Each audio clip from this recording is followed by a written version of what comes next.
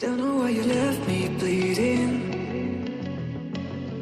With a broken heart, tell me if I deserve this feeling. I thought that you know that we had something special. हाय, नमस्कार. मी स्नेहा कुंदे फॅमिलीमध्ये पुन्हा एकदा तुम्हा सर्वांचं खूप सारं स्वागत करते. कसे आहात तुम्ही सर्वजण? आशा करते तुम्ही सर्वजण मस्त मजेत आणि भरपूर आनंदात असाल. खरं तर आता मी व्हिडिओची सुरुवात नव्हतीच करणार, कारण आता माझं भरपूर रडून पळून झालंय.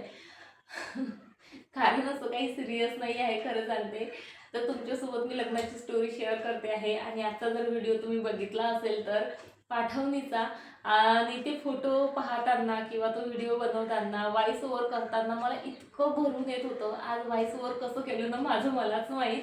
म्हणजे खूप स्वतःला असं समजावून किंवा कंट्रोल कंट्रोल असं करून मी व्हॉइस ओव्हर केलेलं आहे. लग्नाची 14 वर्षे जरी म्हणजे झालेली असली ना तरी सुद्धा माहिती आहे का, ते पाठवणीचे जे क्षण असतात ना ती एक मुलगी कधीच विसरू शकत नाही. खरंच खूप म्हणजे खूप भयंकर असतात ते क्षण, पण काय करणार, प्रत्येकीच्या वाट्याला ते येतातच. आणि ते सर्व ना फोटो पाहताना ते सर्व गोष्टी ना माझ्यासमोर अशा फ्लॅश होत होत्या. सर्व मी त्या आठवणीत गेले आणि मला इतकं असं भरवून आलं. आणि ते जर मी असं काढून नसतं टाकलं ना तर मग दिवसभर माझं डोकं दुखलं असतं आणि असे म्हणजे हुंदके आले असते मला. त्यामुळे मी भडबड रडून घेतलं. खूप रडायला आलं मला, खूप जास्त. आणि बघा, आता कोणतीही मुलगी असू द्या, ते क्षण खरंच खूप भारी असतात आणि आपण आयुष्यभर ते विसरूही शकत नाही. कारण जागेशी आपली नाळ जुळलेली असते, ती जागा सोडून आपण दुसरीकडे अगदी दुसरीकडे आपल्याला जे आहे जावं लागतं आणि पूर्ण आयुष्य बदलतं आपलं, अगदी 360 डिग्री सेल्सिअसने फिरतं. तर चला, जगाची रीतच आहे ती, पण होतं इमोशनल व्हायला. मला तर असं सांगते ना, एखादी नवरी जरी रडत असली ना तरी मला रडायला येतं. अगदी टी व्हीमध्ये जर मुलीच्या पाठवणीचं जर काही दाखवत असले ना तेव्हाही मला रडायला येतं. आणि आता तर व्हिडिओ आपण स्क्रोल करताना बरंच येतं, बहीण भावाचं ते व्हिडिओ येतात पाठवणीचे किंवा आईवडिलांसोबतचे, तेव्हाही मला फार रडायला येतं. आणि हे तर माझे फोटो होते, तरी फोटोज आहेत बरं का. फोटोमध्ये इतके डिटेलमध्ये फोटो नसतात, एक दोनच घेतलेले असतात. माझ्या लग्नाचा जर व्हिडिओ बघितला ना तुम्ही म्हणाल किती रडली ही मुलगी, किती रडली, जसं काही जबरदस्ती तिचं लग्न लावून देत आहेत की काय. इतकी रडली होती मी, माहिती आहे का. रडता माझी केस कुठं, माझी साडी कुठं, माझी ओढणी कुठं, आणि मी कुठं, अशी काही अवस्था झाली होती. म्हणजे मी माझ्या नवऱ्याकडे पहिल्यांदा गेली ना तर अशी भूतनी दिसत असेल, बिलकुल काजळ मस्कारा, आणि भयंकर म्हणजे सिच्युएशन होती तेव्हा माझी. खूप रडली होती यार मी, खरंच. आत्ताही आठवलं ना तर बघा माझ्या अंगावर काटे येत आहेत. खूप भयंकर क्षण असतात नाही आईवडिलांना सोडून जायचं.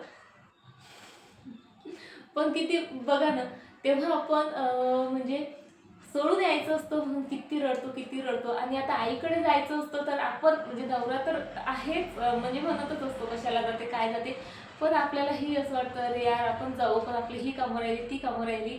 म्हणजे आपली तेव्हा ते घर सोडायचं असतं म्हणून आपल्याला रडायला येतं. आणि आता हे घर 2 दिवसासाठी जरी सोडायचं म्हटलं तरी आपला म्हणजे जीव असा कासावीस होतो की माझ्या घराचं काय होईल. असंच असतं नाही बायकांचं लाईफ. बरं जाऊ द्यात, खूप झालं रडून पडून. 10:30 वाजेपर्यंत मी अशी बिलकुल पुतळ्यासारखी बसून होती एका जागेवर.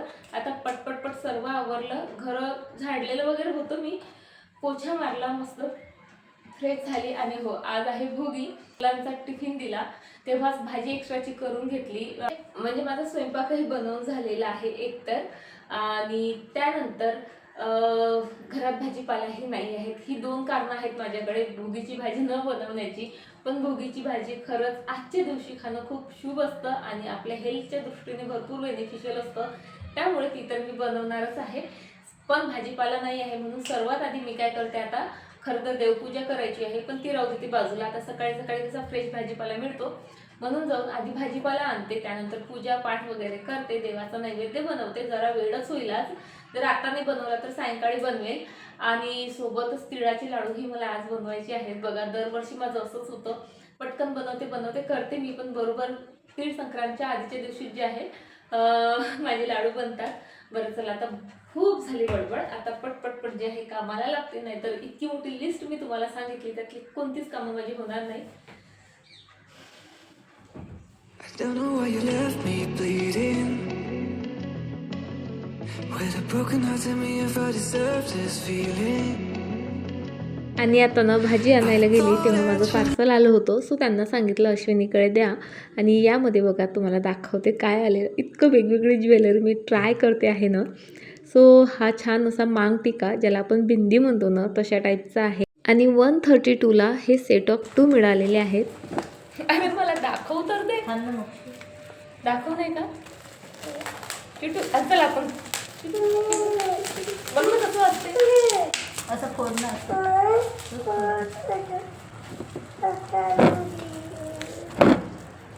ए वाजवू नको वाजवू नको. वाव छान आहे. आता आल्या किती लागेल? 156 रुपये. फक्त 100 नाही 200. तेच तर म्हटलं. 256 रुपये 100.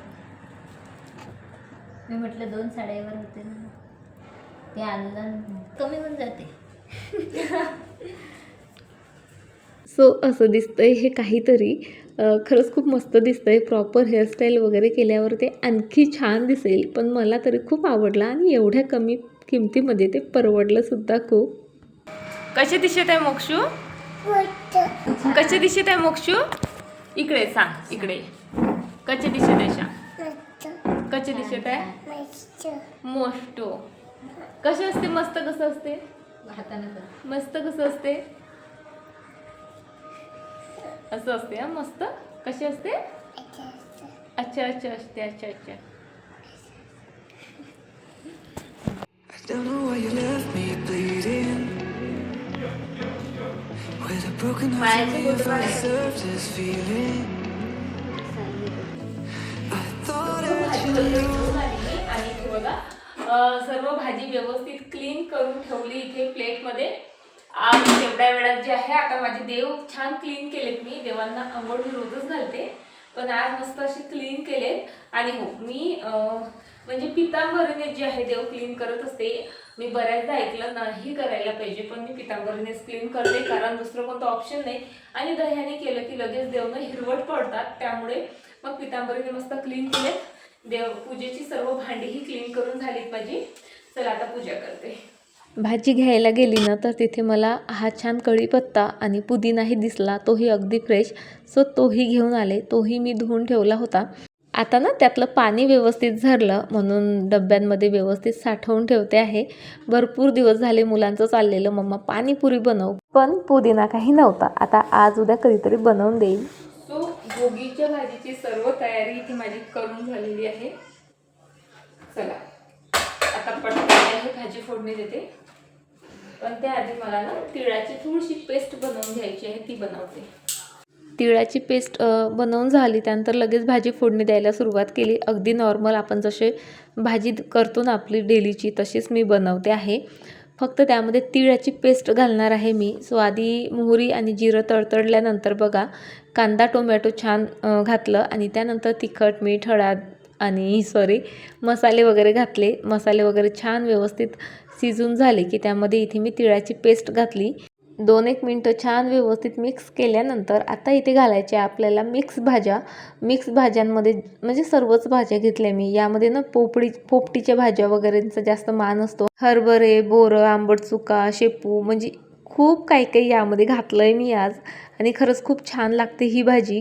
सो सर्व भाज्या घातल्यानंतर 2-3 मिनिट मस्त असं परतून घेतलं आणि त्यानंतर त्यामध्ये असं गरम पाणी ओतलं. आता गरम पाणी टाकल्यानंतर झाकण ठेवून 5-1 मिनटं ही भाजी मस्त अशी शिजवून घ्यायची आहे. आणि हो मी बोरं टाकायला विसरली होती. सो बोरांमधल्या आठवड्या मी बाहेर काढल्यात आणि त्यानंतर 2 चांगली पिकलेली बोरं मी यामध्ये टाकली. बोरांमुळे माहिती आहे का चव खूप मस्त येते आंबटसर. त्यानंतर त्यामध्ये तीळही घातले मी अख्खे. आता आणखी 2-3 मिनटं जी आहे ही भाजी अशी शिजवून घ्यायची आहे. चला आता तोपर्यंत मी ते भाकऱ्या करून घेते. मला फक्त 2 भाकरी करायची आहेत. एक देवासाठी आणि एक माझ्यासाठी. सो आणि ती बाजरीची भाकरी करणार आहे. त्यावर तीळ वगैरे लावून मस्त. बऱ्याच ठिकाणी तिळाच्या पोळ्याही करतात पण म्हणजे मलाही आवडत नाहीत आणि मुलंही खात नाहीत त्यामुळे तिळाच्या पोळ्या वगैरे तेवढ्या मी काही केल्या नाहीत.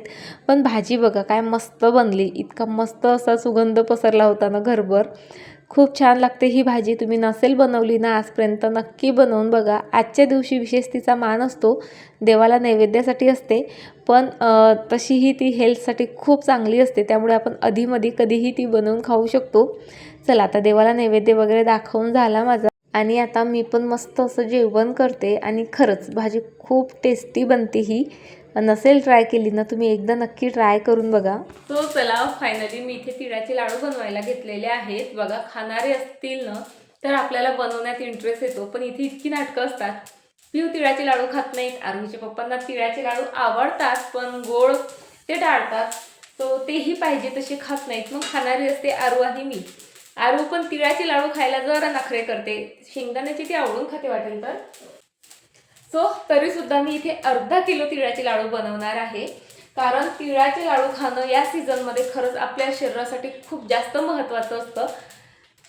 शरीराला नॅचरली गरम ठेवायचं काम तीळ करतं. सो त्यामुळे मी मस्त अर्धा किलो तिळाचे लाडू बनवणार आहे आणि जबरदस्तीनं जे आहे सर्वांना खाऊ पण घालणार आहे. आता तिळाचे लाडू बनवते, नंतर शेंगदाण्याचे लाडू बनवते. रेसिपी अगदी सोपी आहे बघा. तीळ भाजायचे, शेंगदाणे आणि तीळ एकत्र जे आहे मिक्सरमधनं मी फिरवून घेते, नंतर त्याचे लाडू बांधते. इतकी सोपी रेसिपी आहे, त्यामुळे आता डिटेलमध्ये काही शेअर करत बसत नाही. चला आता तिळाचे लाडू बनवल्यानंतरच तुम्हाला भेटते. सो बघा असे मस्त झटपट पटापट जे आहेत माझे तिळाचे आणि शेंगदाण्याचे सुद्धा लाडू बनवून तयार आहेत. शेंगदाण्याचे ना जरा जास्त क्वांटिटीमध्ये बनवलेत, कारण आरोही मग टिफिनवरही एक एक लाडू जो आहे घेऊन जाते. शेंगदाण्याचे लाडू म्हणजे चवीलाही छान असतात आणि हेल्दीही भरपूर असतात. आणि घरात शेंगदाण्याचे लाडू बनवून असले ना की मग काय गोड खाऊ हा जो प्रश्न असते ना त्याचं आन्सर इझिली आपल्याला देता येतं. बरं चला आता Don't know why you left me चला bleeding. आता उद्या मकर संक्रांत आहे आणि त्यानंतर हळदी कुंकू. आणि मकर संक्रांतीला काळ्या कलरचा विशेष मान असतो. सो आता उद्या मकर संक्रांत आहे आणि परवापासून हळदी कुंकू स्टार्ट होत आहे. सो मकर संक्रांतीच्या दिवशी म्हणा किंवा त्यानंतर हळदी कुंकाला काळ्या साड्या घालायला आपल्याला सर्वांनाच आवडतात आणि ते नेसल्याही पाहिजे, कारण एरवी काळा रंग आपण म्हणजे इतर प्रसंगी जे आहे वेअर करत नाही, नेसत नाही. आणि हा एक सण असा आहे की या सणाला काळ्याचाच जास्त मान असतो. सो आज मी काय केलं, जितकं काही माझ्याकडे ब्लॅक साडी कलेक्शन आहे ना त्या सर्वच्या सर्व मी उन्हात वाळायला घातल्या होत्या, कारण वर्षभर ह्या अशाच कपाटात पडून होत्या आणि त्याचा ना एक विचित्र वास येतो, तुम्ही समजू शकता. सो माझ्याकडे माहिती आहे का ब्लॅक कलरच्या अशा 4 नाही 5 साड्या आहेत. सो ही बघा, ही जी मी लग्नाच्या मिनी ब्लॉग मध्ये सांगितलेली माझ्या दादाच्या लग्नात नेसली होती ती ब्लॅक साडी खूप सुंदर आहे. आणि यावर पॅचेस पण बघा, डायमंडचे पॅचेस आहेत आणि खूप मस्त मोठे मोठे पॅचेस आहेत आणि इतकी उठून दिसते ही साडी. नेटची आहे आणि ही माझ्या आयुष्यातली पहिली महाग साडी होती. समथिंग 7 का 8 हजाराला मी ही घेतली होती तेव्हा. सो त्यानंतर ही एक ब्लॅक साडी मी असंच जे आहे ऑर्डर केलेली आहे खूप वर्षाआधी आणि ही पण खूप सुंदर आहे. मिऱ्यांमध्ये मस्त असा रेड कलर येतो आणि पदर जो आहे ब्लॅक आहे, हे सिक्वेन्सचा आहे, त्यामुळे ही खूप उठून दिसते. आता पूर्ण काही मी ओपन वगैरे करून दाखवत नाही. आय थिंक मी ह्या सर्व साड्या तुमच्यासोबत शेअर केलेल्या आहेत बहुतेक. तो व्हिडिओ मी या व्हिडिओच्या शेवटी लावून देईल, नक्की बघाल.